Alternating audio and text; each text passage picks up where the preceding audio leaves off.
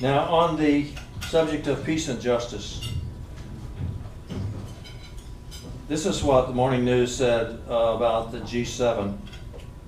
Volatility is occurring as Trump largely dismisses international alliances and cooperation in favor of his America First policies, creating a vacuum in global leadership.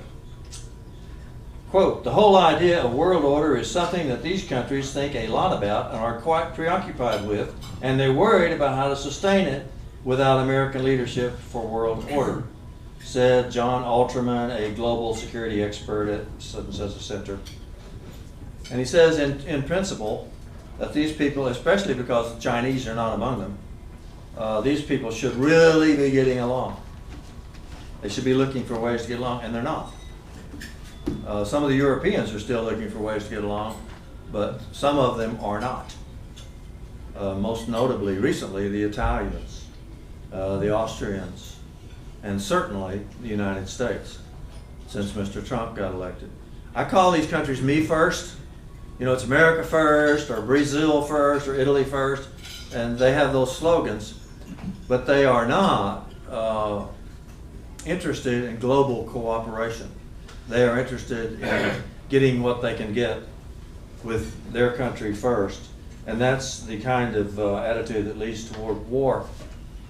Everybody laughed because Mr. Trump said he wanted to buy Greenland.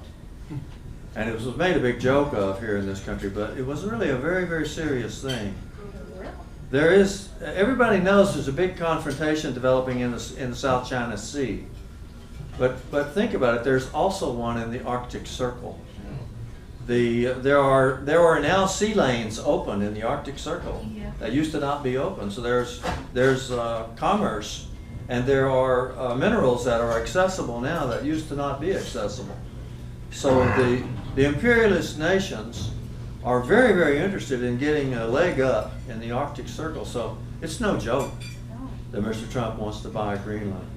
And it's another sign of the countries trying to get ahead of each other.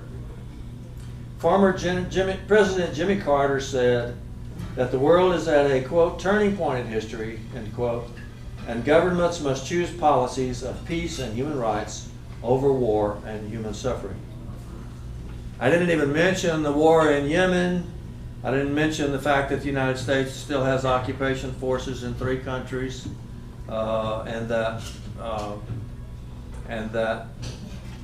Pakistan and India are at each other's throats.